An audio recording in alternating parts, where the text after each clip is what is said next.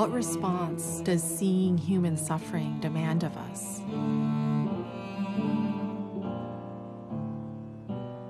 I ask myself that question a lot.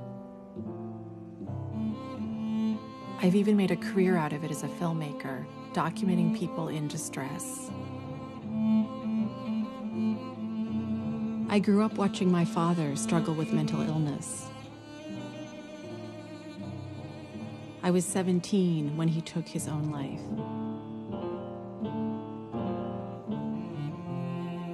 His suicide left me feeling acutely responsible for people in pain.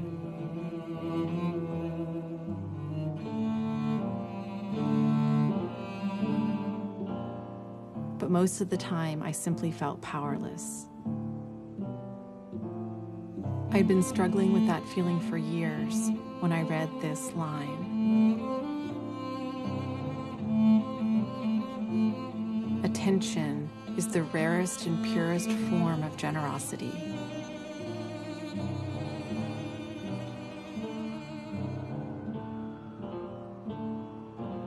Was paying attention an answer? I tracked down a biography of the woman who wrote that line.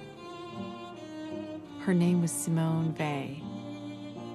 I discovered she was a young French philosopher from the 1930s. She spent her life grappling with the urgent moral and political questions of her time.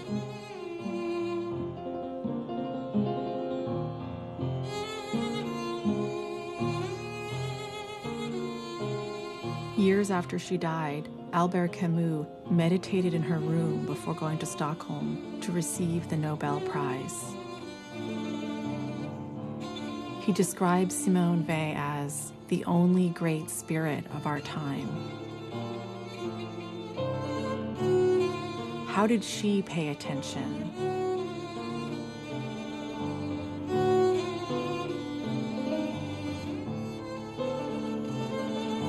I decided to find out.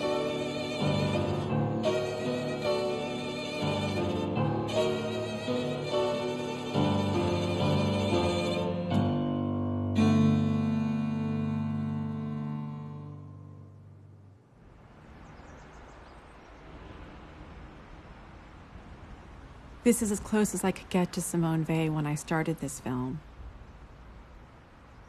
It's where she and her parents lived in 1942.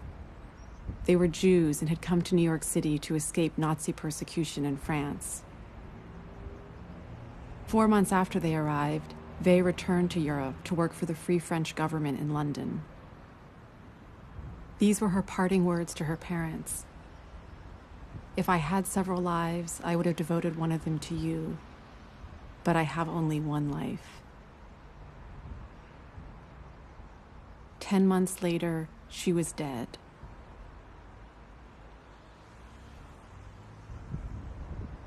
I was startled by how she died because it connected her to my father. What did she come to understand in her 34 years on this earth?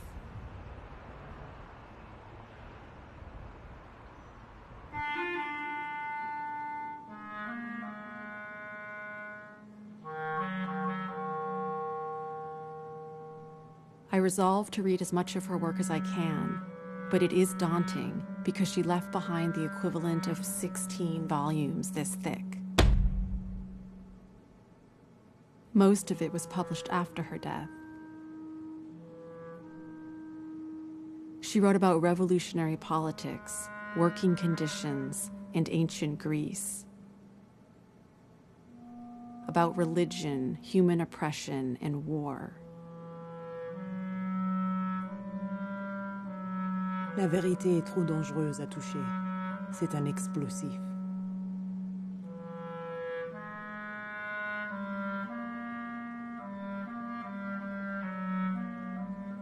Notre faiblesse peut à la vérité nous empêcher de vaincre, mais non pas de comprendre la force qui nous écrase.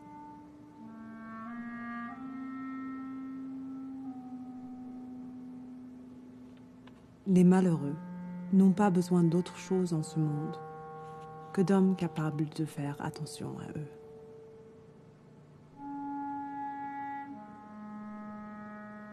I linger over this last line because it makes me think about my brother Timothy, who has struggled with anxiety and depression ever since our dad died.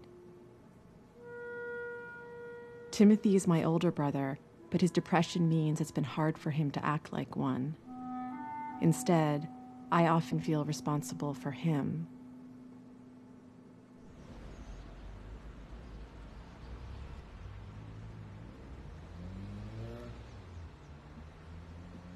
Orientaliste en son temps. Ah bon? Ouais. Qu'est-ce qu'il dit?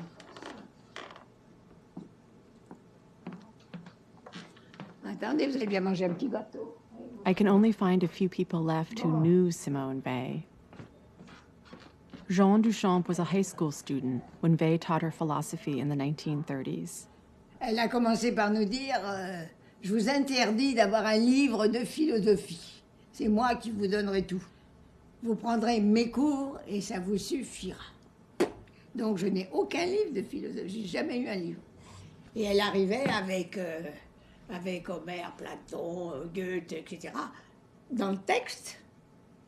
Et elle traduisait dans le texte. Elle traduisait le grec, le latin, l'allemand, l'anglais, tout.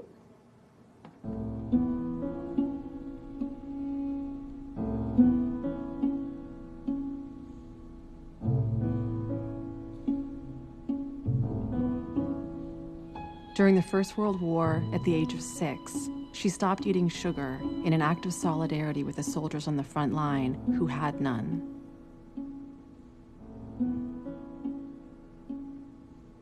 When she was 10, her affluent Jewish parents found her a few blocks from their apartment at a labor union demonstration.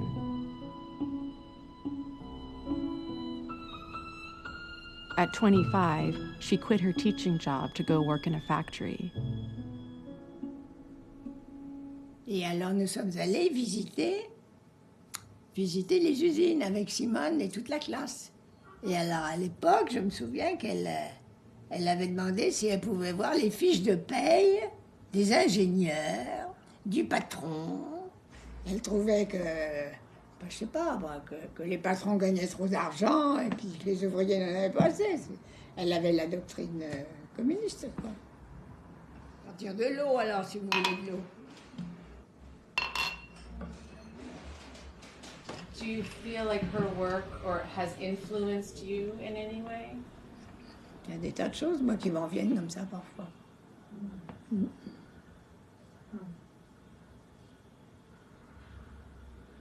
Quand elle disait, quand vous avez à décider de faire quelque chose, faites toujours ce qui vous coûte le plus. C'est pas, j'ai essayé de le faire souvent et c'est pas commode. Hein, c'est pas commode. Et c'est vrai, c'est très vrai. C'est très vrai, ça. Ouais.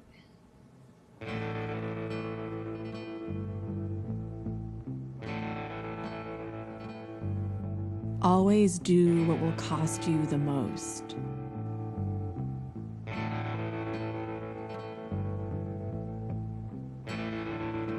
As my government continues to wage war in Iraq and Afghanistan, these words of Vay's speak to me.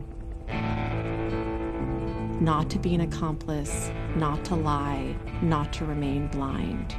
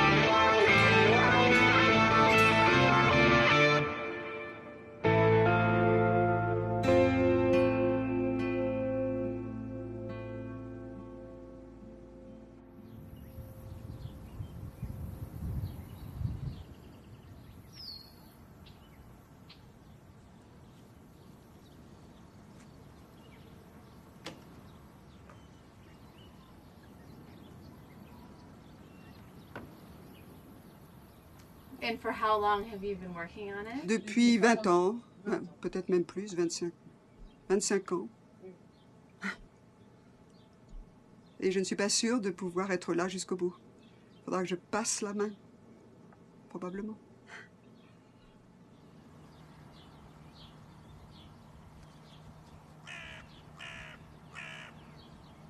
Et je trouvais en Simone Weil, d'abord l'intelligence la plus aiguë qu'il soit, mais surtout un ancrage qui m'entraînait vers la profondeur, vers une profondeur que je n'avais jamais rencontrée auparavant.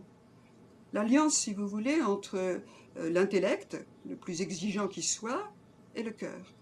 Parce que finalement, c'est une espèce de formidable synthèse, personnelle, certes, très personnelle, mais elle sentait que ce poids qui faisait équilibre dans sa pensée était de l'or pur.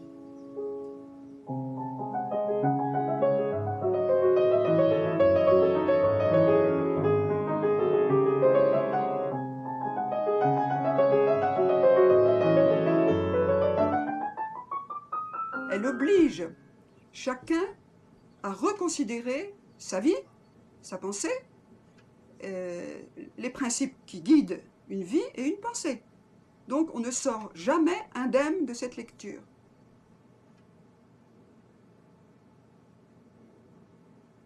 I don't want to come away unscathed.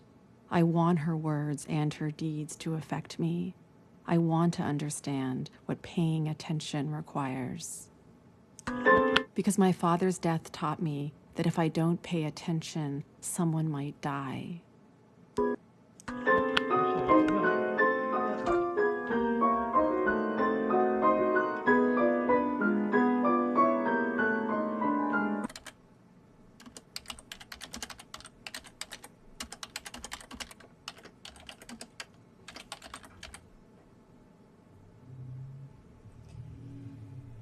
How are you starting?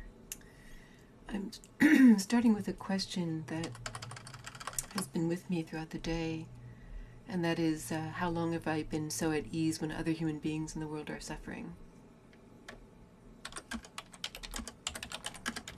You know, it kind of brings tears, because I always, I find I lack the courage to follow her example and her witness, and I feel Simone's presence, I feel that she's not judgmental, but she's saying, in the manner of Christ, come follow me.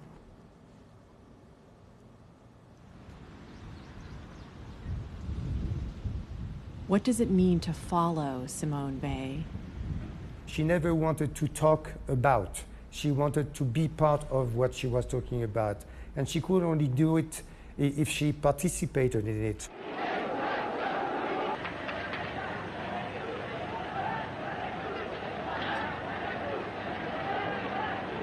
So if she understood what the situation of the unemployed was, then she would go with them and talk with them and be one of them.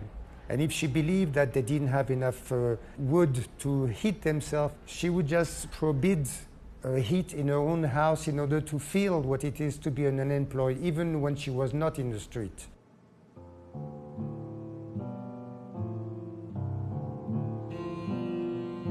Tant qu'on ne s'est pas mis du côté des opprimés pour sentir avec eux, on ne peut pas se rendre compte.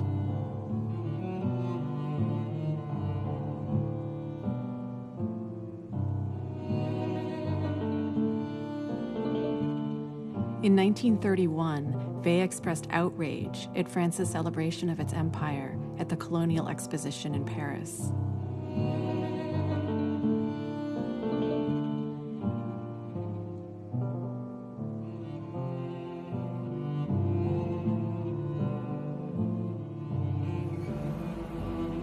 That same year, in this provincial French town, she helped organize a group of unemployed men to protest their mistreatment by the local government.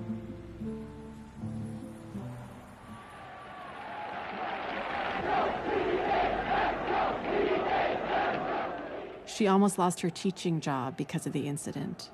Her response? I've always considered dismissal as the crowning of my career. I think of her at a faculty meeting, smoking a cigarette and reading a book. When you attend conferences or meetings, and it's all about the ego, it's all about puffing oneself up to the exclusion of reality and of the suffering in the world. When there are wars raging and nothing can be said about them because, as one faculty member told me, that's outside the purview of this body. Simone would have none of it. None of it.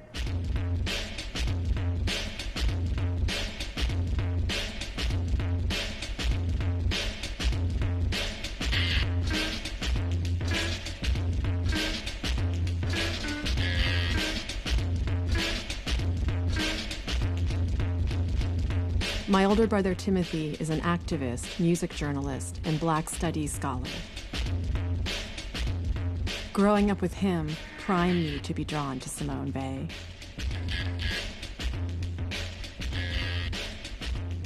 Because I don't have the experience of being a Black person existentially or ontologically, that I therefore don't have access to what that must be like to deal with on a day-to-day level. Literally, from the time you wake up in the morning to the time you go to bed, you are Black in white space.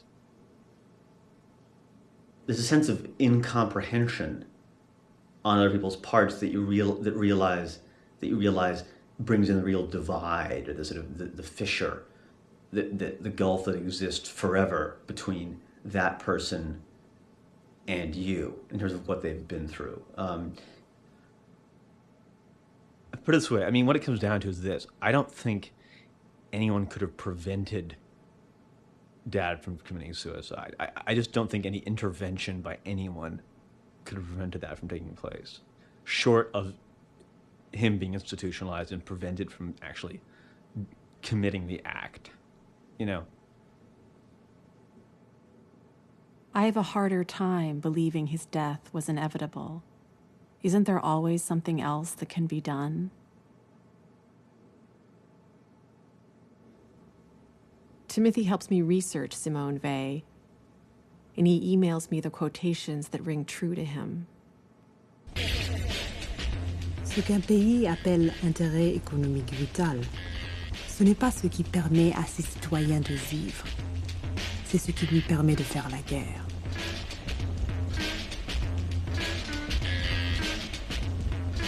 Le pétrole est bien plus propre à susciter les conflits internationaux que le blé.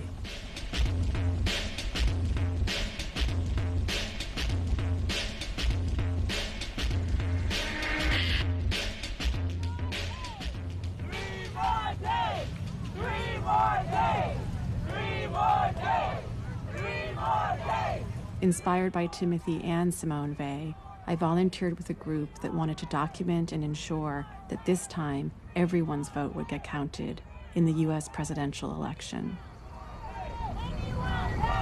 4 more years, we're going to be back into slavery. And it ain't just going to be Black folks, it's going to be all the poor ones.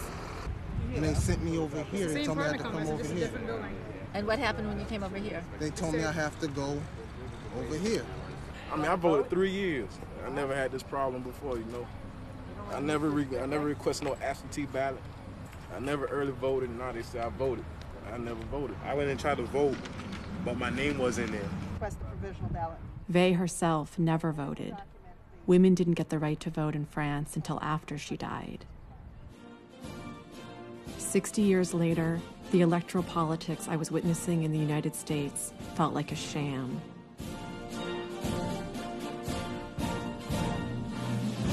And my country continued to inflict ever more suffering.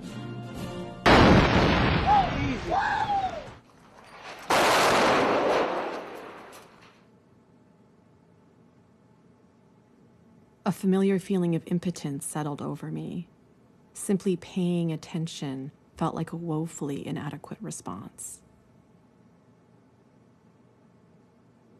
I was beginning to think I didn't know what Weil meant about attention.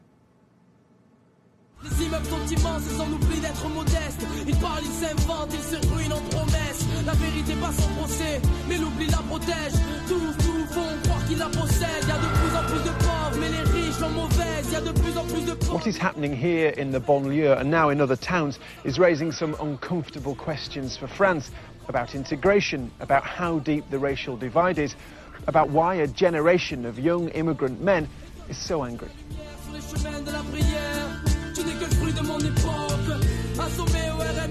Les humiliations infligées par mon pays me sont plus douloureuses que celles qu'ils peuvent subir. Ils ne jurent que par la bourse, ne mentent que par la bouche. Avec les yeux, ils ne peuvent plus aujourd'hui nous voir en face. Allez dire à tous que le peuple boit la tasse. 2016, mais dis-moi qui se voit.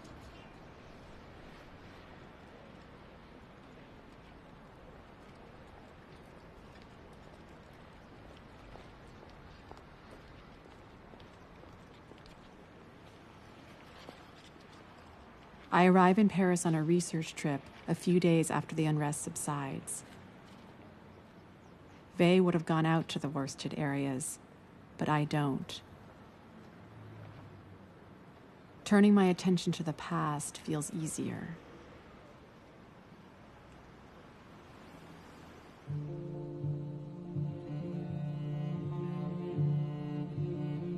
Weil never stopped looking.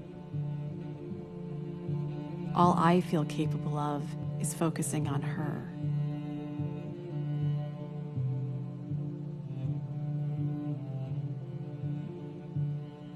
But how can I engage with her through an inanimate photograph? I need to see her standing, moving, breathing in front of me. So I make my way to the film archive at the French Communist Party headquarters.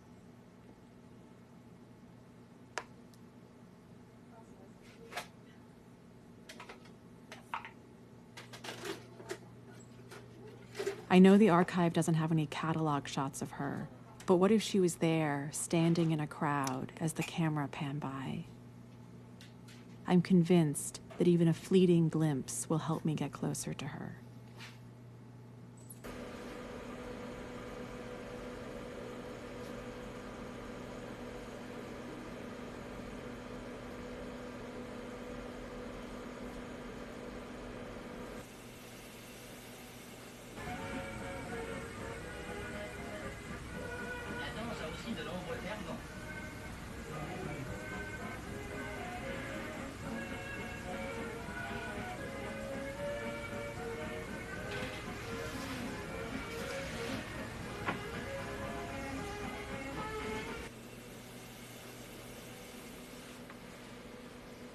I scan the crowds, willing her to appear before me.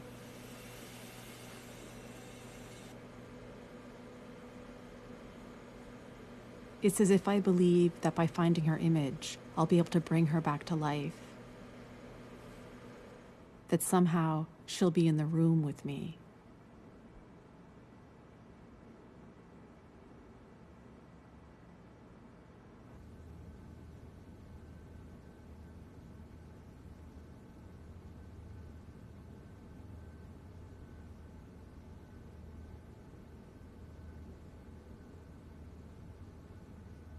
Being here makes me think about how Weil used to stand up at union meetings and openly challenge Stalin's policies. Once her friends even had to physically protect her from angry party members. She never joined the Communist Party. She distrusted organizations of any kind.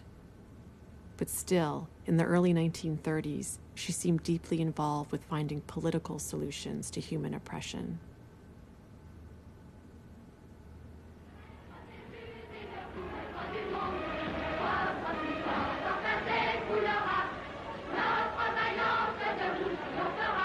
Lowered wages, long hours, and unemployment speeded up the city's trend toward the extreme political left. Communists recruited millions, became a potent political factor.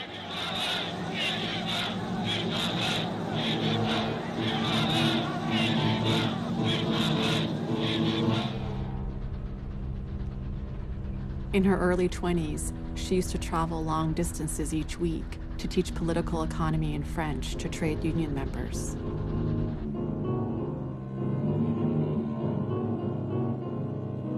Les travailleurs doivent se préparer à prendre possession de tout l'héritage des générations antérieures.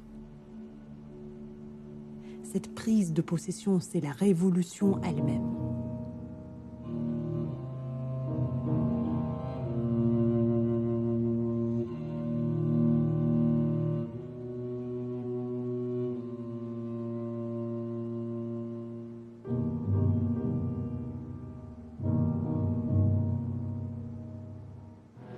Hitler's predictions of disaster come true.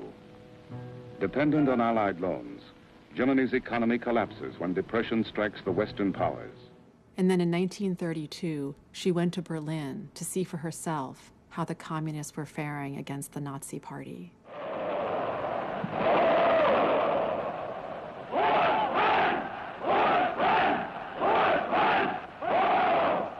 Everyone around her believed that the Communist Party in Germany was so powerful, it was the most powerful in Europe.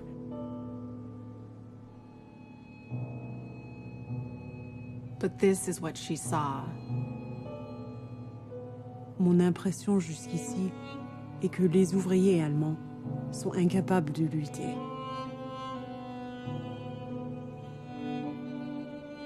Ceux qui chôment depuis 2, 3, 4, 5 ans ne sont plus capables de l'énergie que demande une révolution.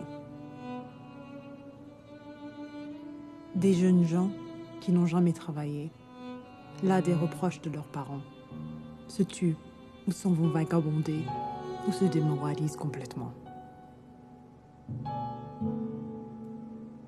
Watching what was going on, how the German people had been destroyed as a nation, she realized that nothing would prevent Hitler to succeed. And she came back to France and wrote to this effect, and no one believed her. 1 year later, all her predictions were true. Unter Zehntausenden, die Jahr für Jahr den Gashahn aufdrehen. Hier leben!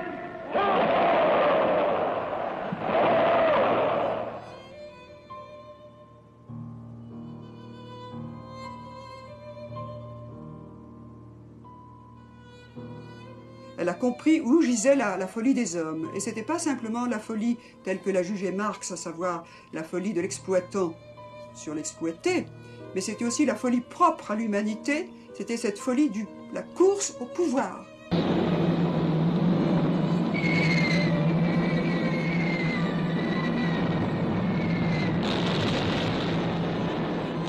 The space and the time between the two world wars were a time for preparation of war. Simone Weil was intensely aware of it. She saw the whole world rushing towards violence and evil.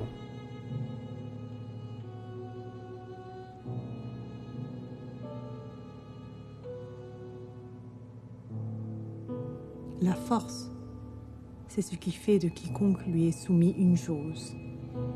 Quand elle s'exerce jusqu'au bout, elle fait de l'homme une chose au sens le plus littéraire, car elle en fait un cadavre.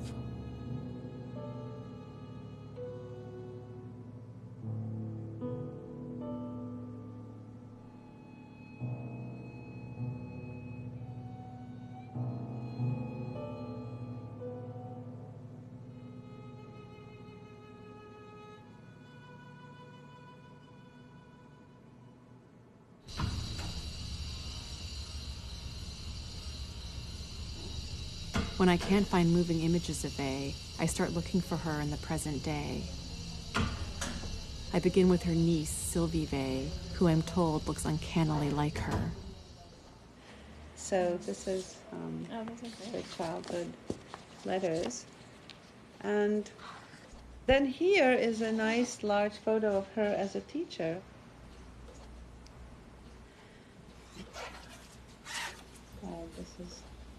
So these are different ID photos of different times.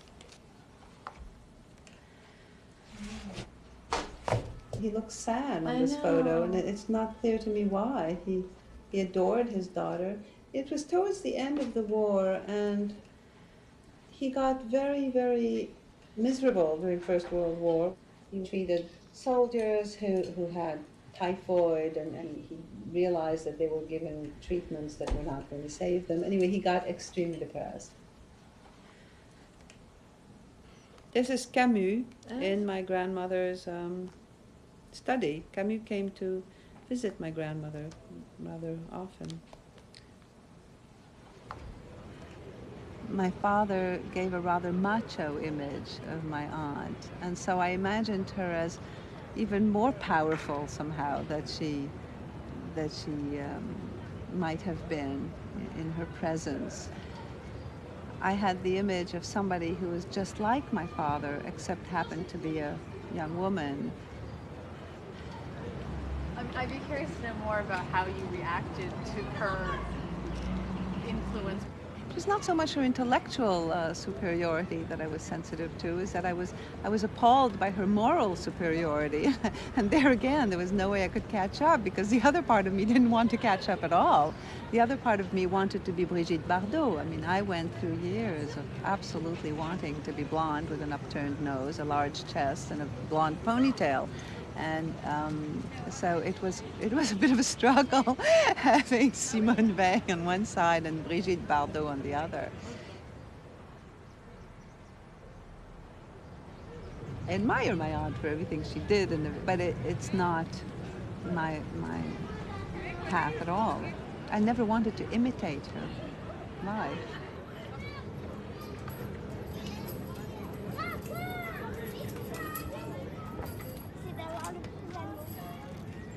And so my fantasy of finding Simone in Sylvie goes unfulfilled. But this only intensifies my search. I lament that I didn't interview Susan Sontag before she died. She was a public intellectual and an activist, deeply influenced by Weil. I see elements of Weil in my friends, in Anna Brown, and in my brother Timothy.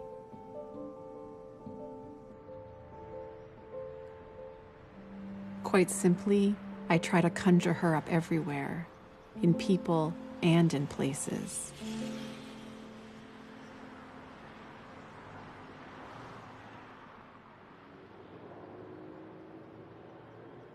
In 1934, Weil quit her teaching job and came here to work in a factory. She wanted to find out if the nature of factory work could inspire the worker-led revolution that Marx had predicted.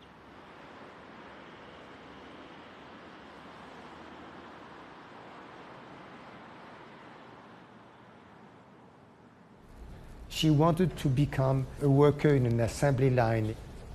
She was fascinated by what happens when a human becomes a pure machine, a human becomes a pure object. She could only know what she was talking about if she experienced it in her body.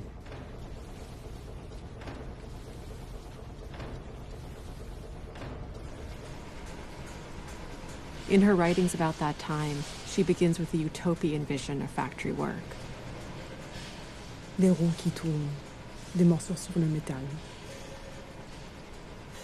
Des bruits qui parlent, de l'activité sérieuse, soutenue, ininterrompue de l'homme sur les choses.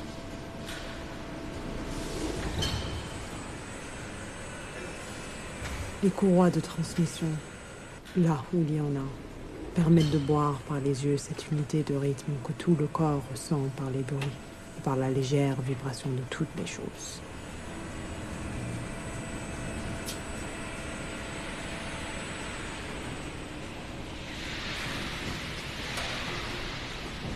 But that is not the reality that confronts her. Les choses jouent le rôle des hommes jouent le rôle des choses. C'est la racine du mal.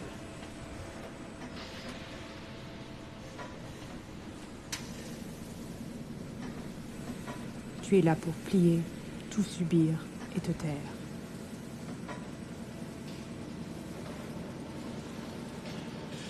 L'attention exigée par le travail n'est compatible avec aucune autre. Parce qu'elle vide l'âme de tout ce qui n'est pas le souci de la vitesse.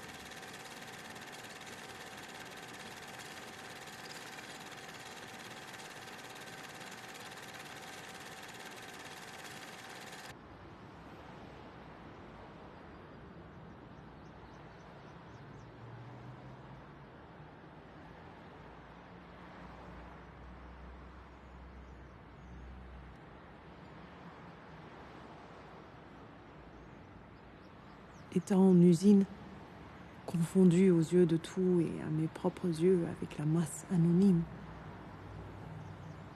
Le malheur des autres est entré dans ma chair et mon âme.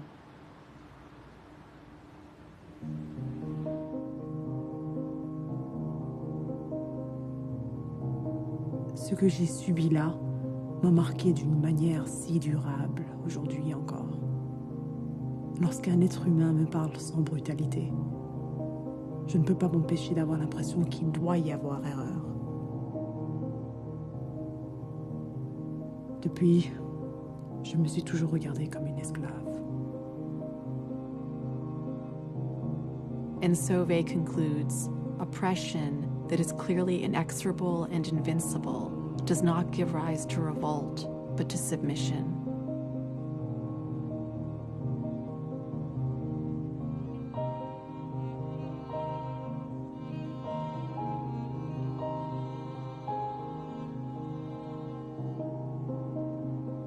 Son nom de plume.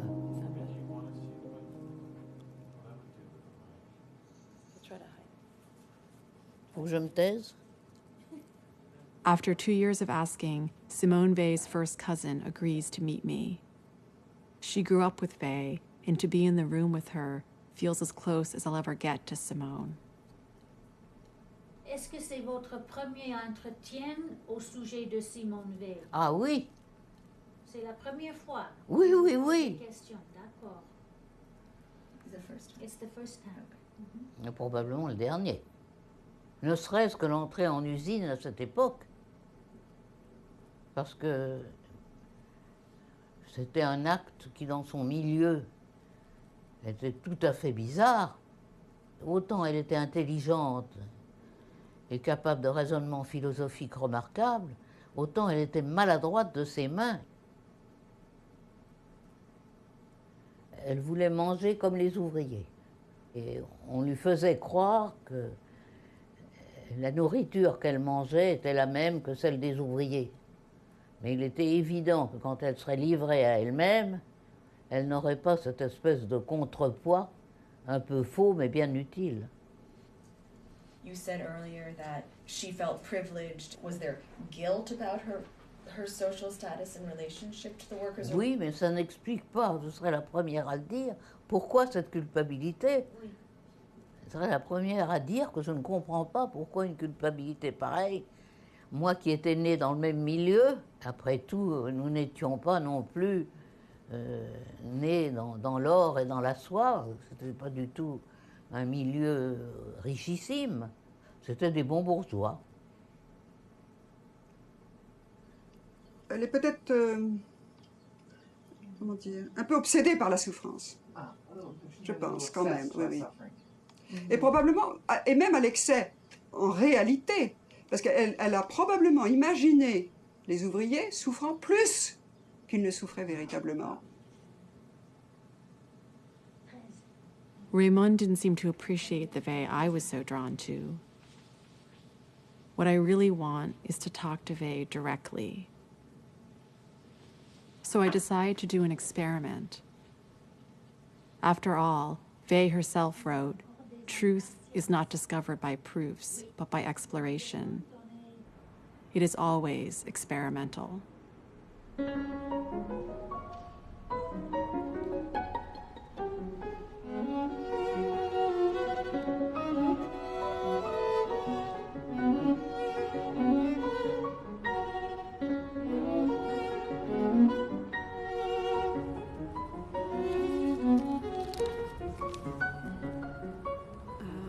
Throughout history, men have struggled, suffered and died to free the oppressed.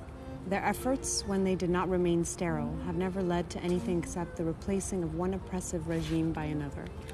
Marx, who have observed this, thought he was able to demonstrate scientifically that things... What would it be like to speak to somebody whose role was to become Simone Weil? Would that satisfy me? It is this idea which we have preserved as an article of faith. First, she needs to prepare. Si nous devons périr dans les batailles futures, faisons de notre mieux pour nous préparer à périr avec une vue claire du monde que nous en Bonne Nouvelle.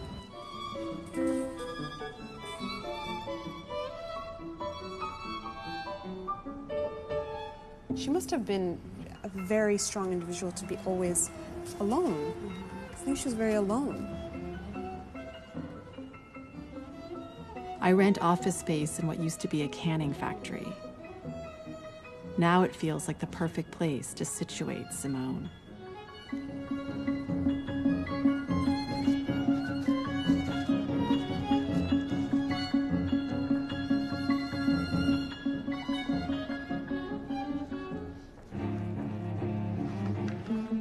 Maybe one day I can sit across from her and ask my questions. Come in. But I'm getting carried away. Doesn't she first have to experience some of what Weil went through?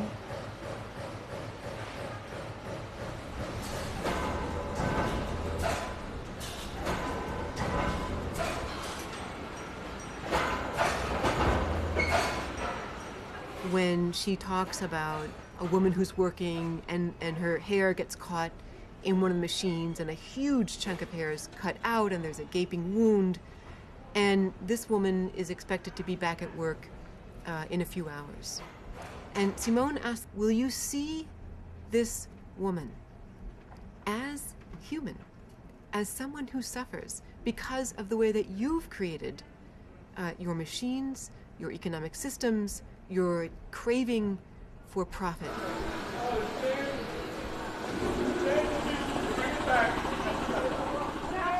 Éviter donc les énormes ensembles industriels.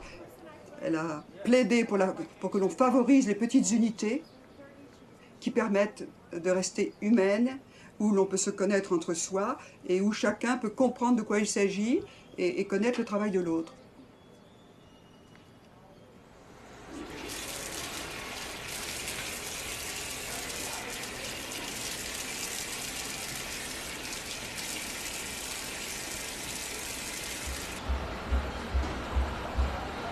I realize I'm getting captivated by my rather strange experiment. Do I really think she's going to be able to bridge the gap between the dead and the living?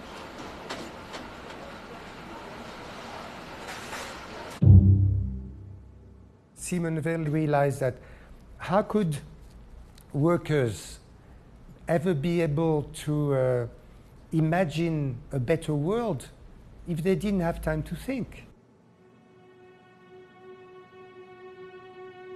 I remember a Simone Weil quote that Timothy sent me. The word revolution is a word for which you kill, for which you die, for which you send the laboring masses to their death, but which does not possess any content.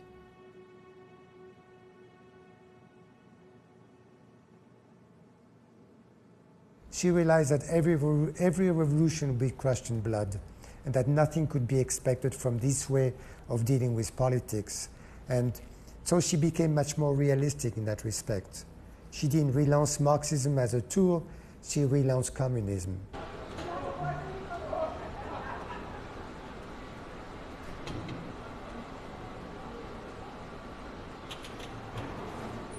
Ce n'est pas la religion, c'est la révolution qui est l'opium du peuple.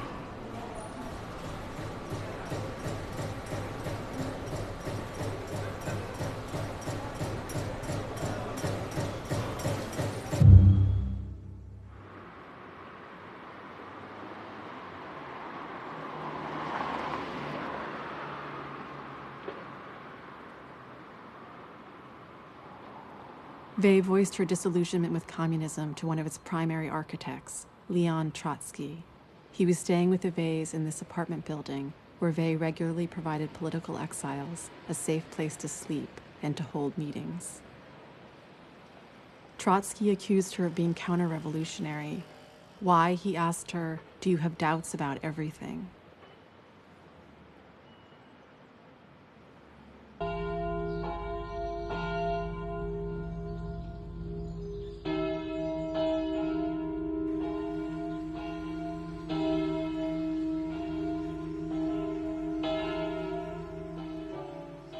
she used to sit there, just behind this pillar. I think that it was to separate herself from the people who were sitting around, and to concentrate on what she heard from the singing of the monks.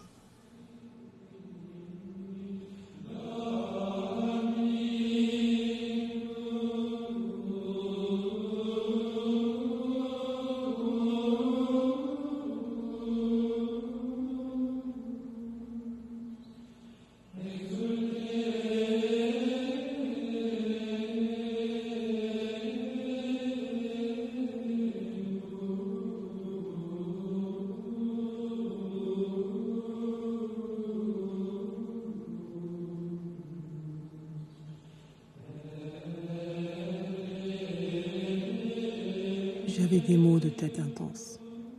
Chaque saut me faisait mal comme un coup et un extrême effort d'attention me permettait de sortir hors de cette misérable chair.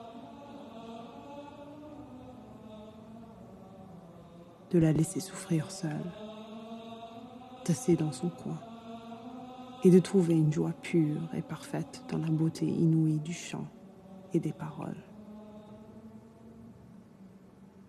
Cette expérience m'a permis, par analogie, de mieux comprendre la possibilité d'aimer l'amour divin à travers le malheur. Il va de soi qu'au cours de ces offices, la pensée de la passion du Christ est entrée en moi une fois pour toutes.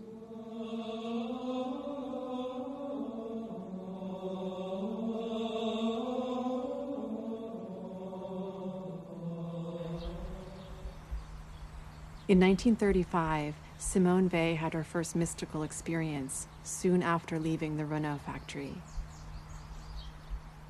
3 years later, at the age of 29, Weil, a secular Jew, had her third and most definitive one here at the Solesmes Monastery.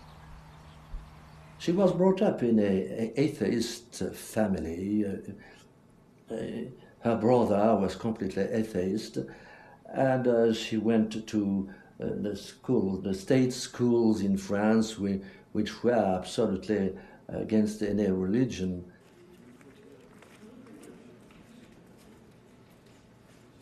Le christianisme est par excellence la religion des esclaves. Que des esclaves ne peuvent pas ne pas y adhérer, et moi parmi les autres.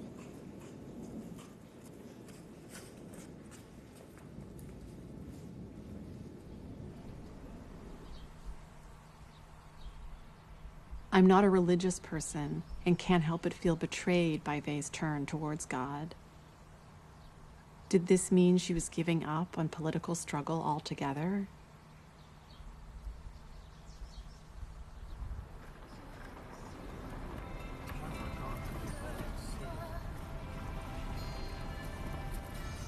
I'm trying to make sense of Weil's move towards Christianity when I come to Le Puy, a place she lived and taught before her mystical experiences. It's a town known for its religious pilgrims and its enormous red Virgin Mary. Weil's college nickname had been Red Virgin, red for communist, virgin for her lifelong avoidance of physical intimacy.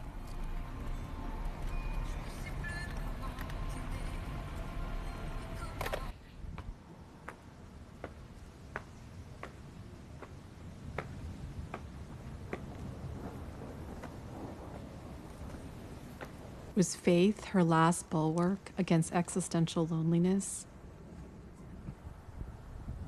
Against her despair at where the world was headed?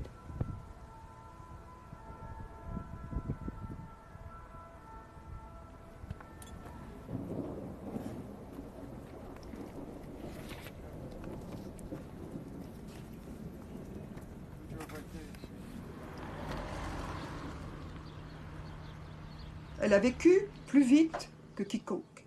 Elle a brûlé les étapes. Elle fonçait vers le but qu'elle s'était assigné, et ce but qu'elle s'était assigné, cette belle route, l'a fait tomber dans le christianisme. You know, when people hear the word supernatural, I don't know if we're quite sure what to make of that. But it is fundamental to Weil's thought. And We have to keep in mind that for Weil, you didn't get to the realm of faith or the supernatural until reason had been completely exhausted, that there really wasn't anywhere else to go. Anna Brown's words echo in my head. There really wasn't anywhere else for her to go.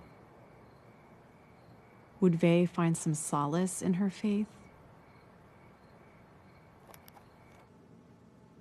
I want to ask her about her encounter with God, but all I can do is take my experiment one step further. I've asked the actress to come ready to do an improvised interview. I mean, I guess for me, then that feels like what you're saying is that in religion lies an answer or the answer. No, not in religion. In experiencing true suffering. But do you think that your suffering is helping other people? I do. I think that the only way that I will understand other people's suffering is to share it with them. That is the only way I could fix it or create a remedy for it.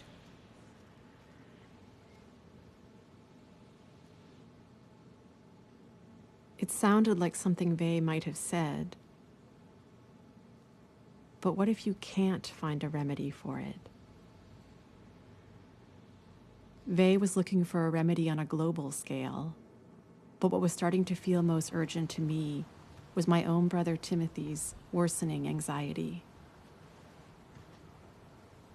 You treat anxiety the way you do physical pain, because as Purcell put it, he said not to be melodramatic, but it's torture, right? It's somatic torture. You're constantly worried, sweating, constantly having this dread of fear and a sort of pit in your stomach of just fear and catastrophe. I'm talking about an existential reality of day-to-day increasing amounts of anxiety and the willingness for me to put up with that. And, ethically, one can make certain choices, and it's hard to imagine putting up with a lot of anxiety just so that I can try something else to see if that works. I mean, so often, I stand there feeling powerless to relieve Timothy of his distress, and then offer what seems like a useless piece of advice. Like I said, the only way to do it would be to be on Klonopin and get into a non-anxious state, such that I could actually practice some of those things, like meditation, like sitting still. Start gradually. I mean, I think it's like a gradual going down on the medication and an increase or implementing certain things. No, I mean, I don't think it has to be like you have to just stop taking the medication. No, because you can't do that. But the point is, what I'm saying is that, like, I don't... If I can't do anything to help him, then it seems like all I can do is be unhappy alongside him. Anything else would feel like a betrayal.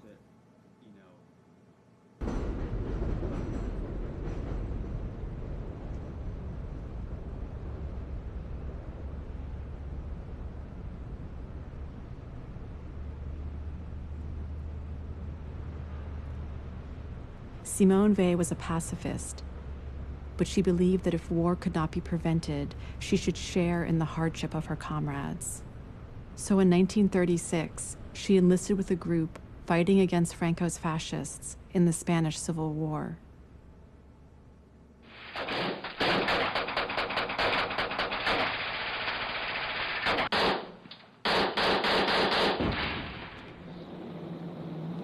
They were bombed from the air a few days after Weil joined the unit.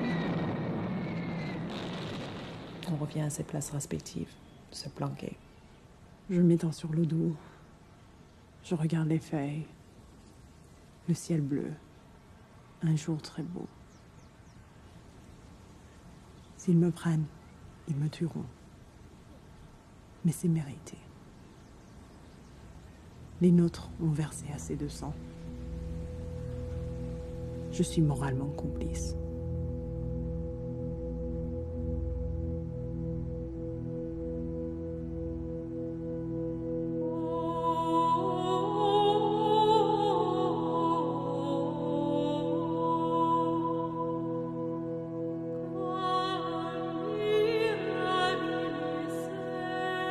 priest was almost shot in front of her by the anarchist militia. She grew troubled by the summary execution of other prisoners of war. Any resource to violence or to what she called force was a denial of humanity. As soon as violence is unleashed, it contaminates everything.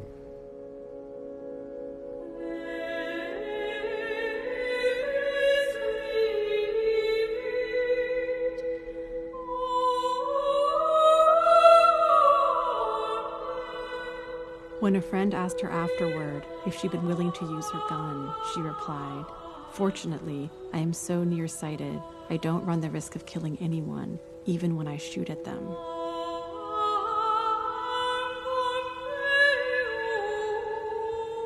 One morning, she stepped by accident into a scalding hot pot. Severely burned, she returned to Barcelona, where her parents were waiting. Because of her injury, she didn't return to the front. 3 years later, the fascists declared victory.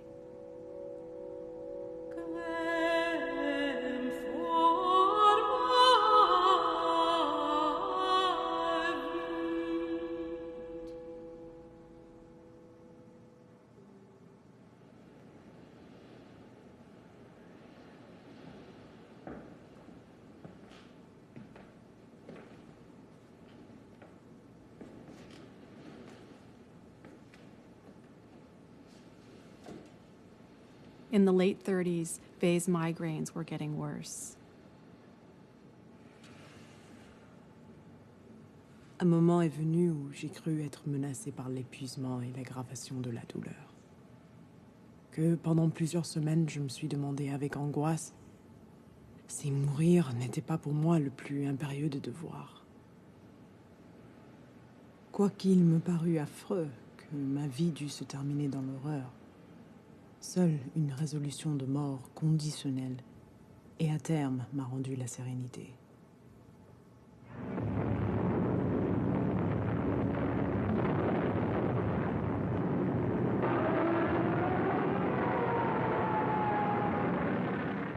When war broke out in 1939, Weil renounced her pacifism once and for all.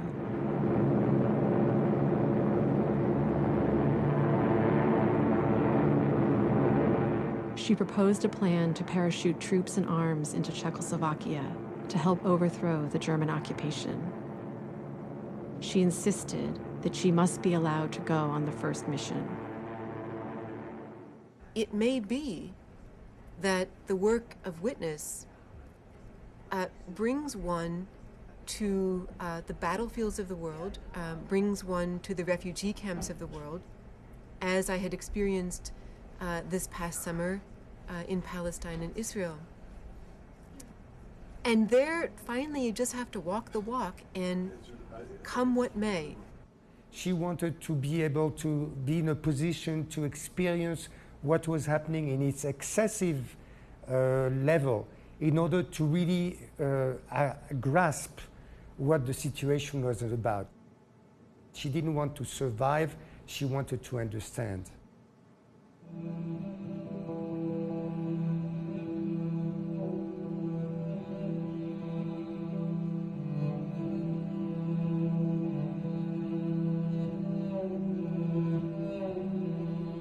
Did paying attention ultimately require a willingness to die?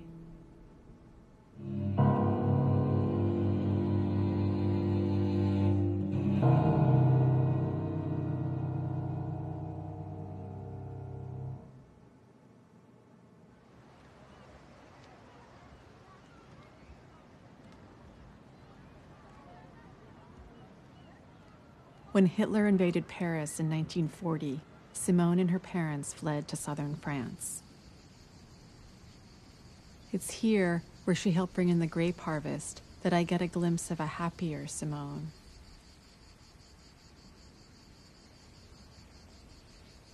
Le beau, c'est quelque chose à quoi on peut faire attention.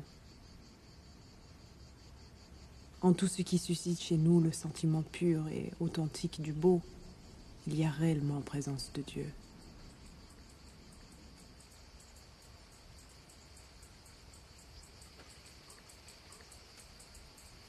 que Simone Weil se mettait sur ce banc et qu'elle méditait sur ce banc. Voilà. Et c'est le banc tel qu'elle l'a vu.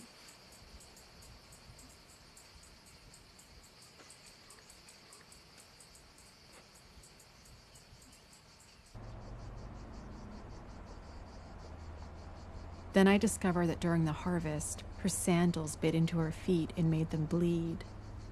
And fellow workers expressed concern that she ate only raw onions and tomatoes. A friend asked her the question I would have liked to ask. Why do you do this, Simone? Her reply, there are things I would not be able to say if I had not done these things.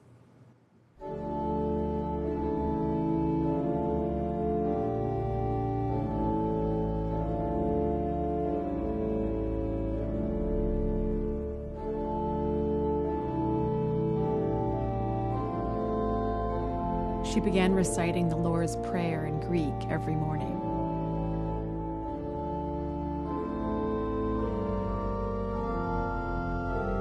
Parfois, les premiers mots déjà arrachent ma pensée à mon corps et la transportent en un lieu hors de l'espace, d'où il n'y a ni perspective, ni point de vue.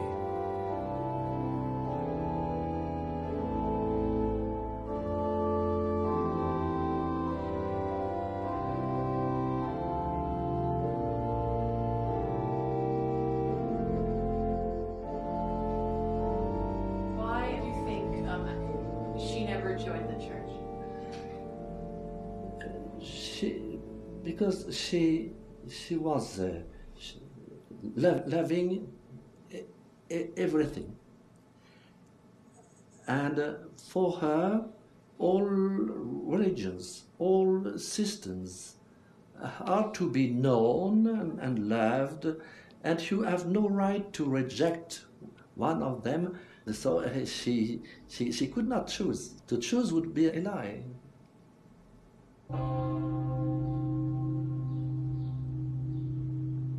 Her reasons for not choosing the Catholic Church were also about the institution itself. D'où un malaise de l'individu dans le christianisme, presque depuis l'origine, et notamment un malaise de l'intelligence. La fonction propre de l'intelligence exige une liberté totale, impliquant le droit de tout nier et aucune domination.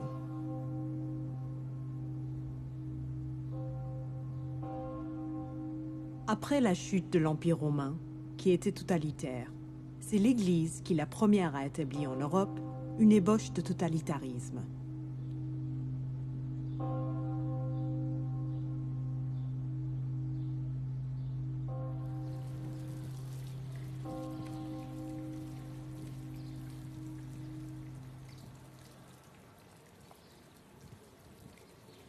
I admire how she remained true to her extremely high standards of intellectual honesty.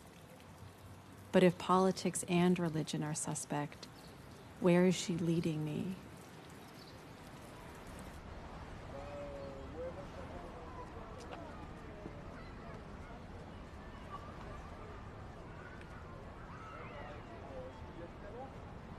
In 1942, Simone and her parents secured passage to the United States. Weil desperately wanted to stay and work with the resistance, but her parents wouldn't leave without her. Had they stayed, they almost certainly would have been identified as Jews. So to save their lives, she accompanied them.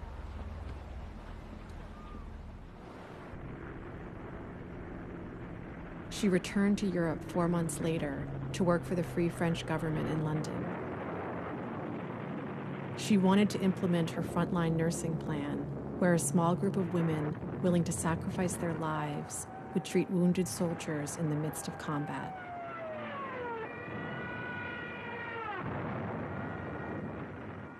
Évidemment, une assez grande quantité de courage serait indispensable à ces femmes.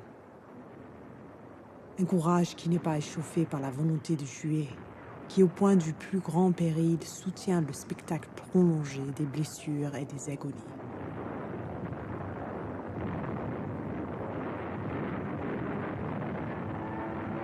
Ce regard est d'abord un regard attentif, où l'âme se vide de tout contenu propre pour recevoir en elle-même l'être qu'elle regarde tel qu'il est, dans toute sa vérité.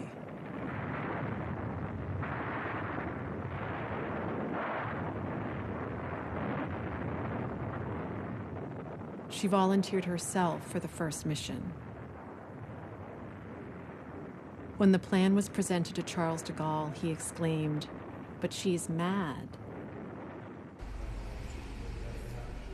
She was no longer rational in a sense. I mean, if you say that like it's not rational to kill the self, like is that irrational? No, I'm not saying that it's not rational. I'm saying that. But it's also a desire to bringing martyr light- yourself. It's bringing light to others. But from what I can tell, it's really only about ultimately killing yourself. I mean, you don't eat enough, you don't take care of yourself. I'm not killing myself. If I wanted to kill myself, then I would stay in New York. That's killing myself. What am I supposed to just stay and not do anything? And so I decided to be able to fight as a woman and to be able to go and help the soldiers who were afflicted. I was very unhappy with my physical abilities are not able to allow me to get to where I really want to get to, that I really think that I'm meant to be doing in this world and what I need to say. That takes away my attention, that takes away my clarity. But in order to become more attentive, in the moment that I have really experienced and felt that I was completely attentive and free of all this pain was through this experience of God and through this experience of becoming his slave.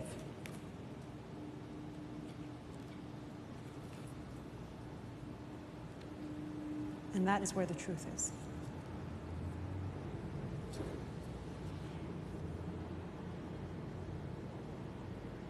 You look so puzzled when I'm telling you these things. What is it? I'm not giving you what you want. But that's partly my stance. Like, I am skeptical of you. So let's just. But I do feel that sometimes you're pushing me into an answer that you want to hear. No, I'm just pushing you, and I have no idea what I want to hear. No, there's something you want to hear.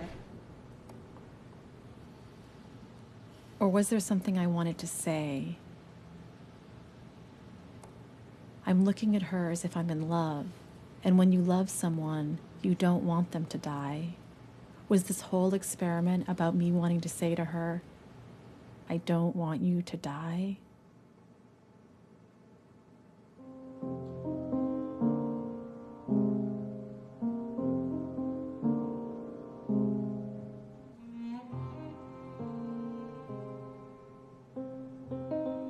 Le malheur répandu sur la surface du globe terrestre m'obsède et m'accable au point d'annuler mes facultés. Et je ne puis les récupérer et me délivrer de cette obsession que si j'ai moi-même une large part de danger et de souffrance.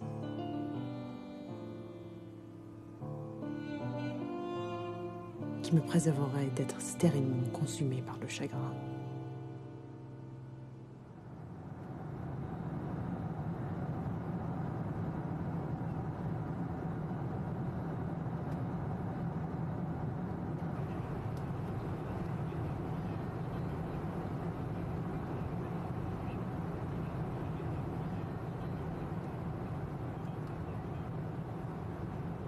England is the country where my brother Timothy and I were born.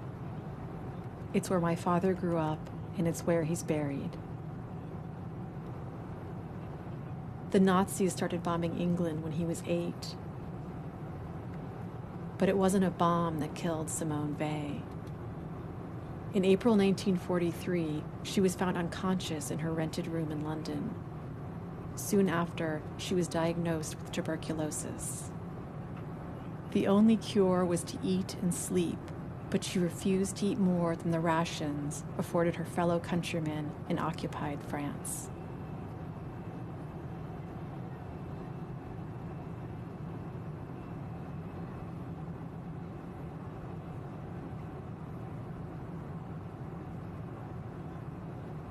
Tu crois que j'ai quelque chose à donner? J'ai moi-même aussi une espèce de certitude intérieure croissante qu'il se trouve en moi un dépôt d'or pur qui est à transmettre.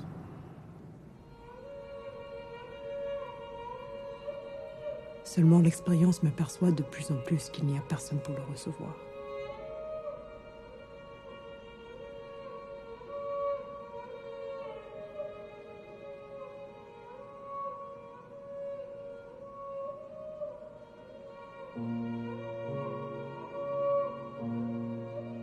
By August, she was dead. Her death certificate reads, "The deceased did kill and slay herself by refusing to eat, while the balance of her mind was disturbed."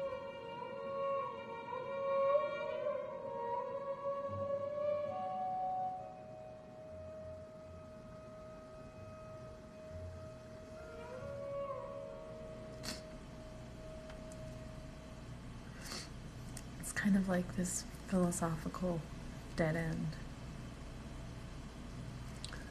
Is where she got herself. The world was doomed to destroy itself. There was nothing she could do.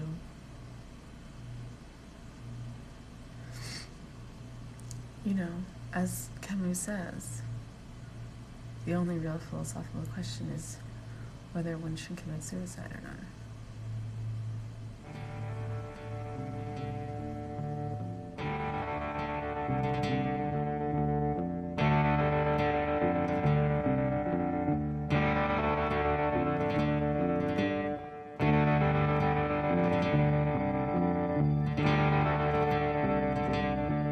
La plénitude de l'amour du prochain, c'est simplement d'être capable de lui demander « Quel est ton tour ?»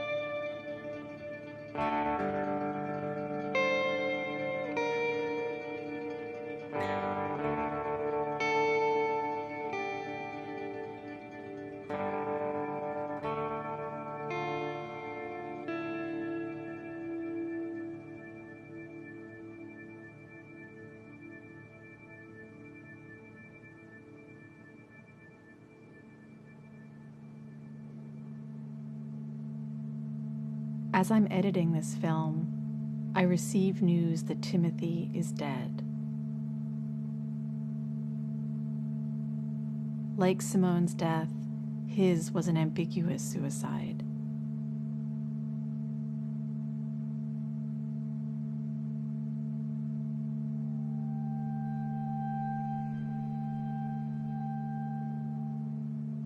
This is how he described himself. "I'm a loving, caring, empathic person trying to survive in a culture dominated by free market, neoliberal values, white supremacy, patriarchy, and the loathsome cult of individualism. Black studies is a calling to me as strong as some folks' religious fervor, and without music, my life would be a mistake."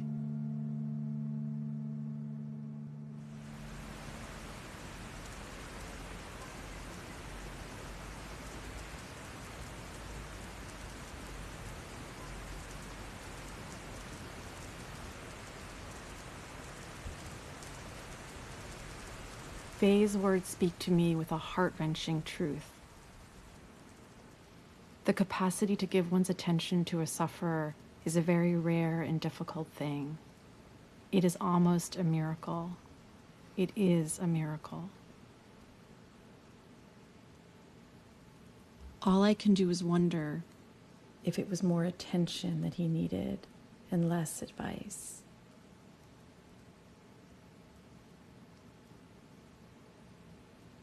The world feels unbearably empty without him.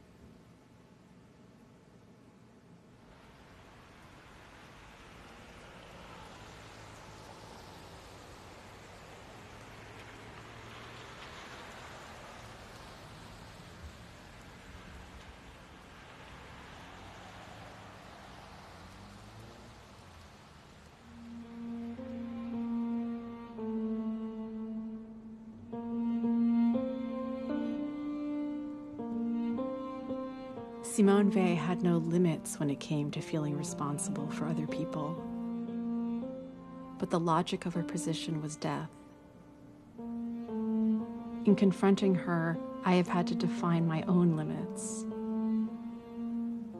It feels like staying in this world takes as much courage as it does to leave it.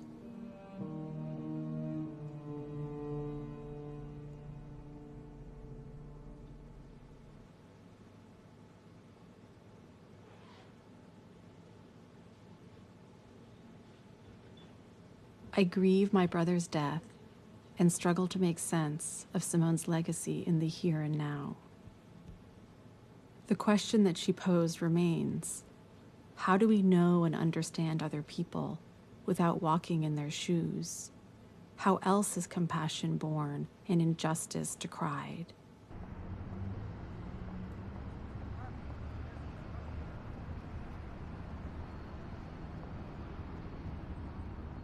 As the pangs of hunger bear down upon us these next 9 days, let us be mindful of the fact that those who are force-fed in Guantanamo are those who have fasted for over 21 days in a row. Simone Weil commends to us that compassion is able to transfigure even the most purely physical suffering, such as cold and hunger. One paper in Portland, Oregon picked up the story. The hunger strike in Guantanamo is up to 45. And that's the voice that we are joining our voices with. The men at Guantanamo and expressing their outrage and their protests at the... 3 years ago, Anna Brown traveled to Cuba with others from Witness Against Torture. In their official statement, they wrote, "We hold the treatment of prisoners at Guantanamo Bay as a mirror to our societal soul. As long as some of us are degraded, all of us are. As long as some of us are chained, none of us are free."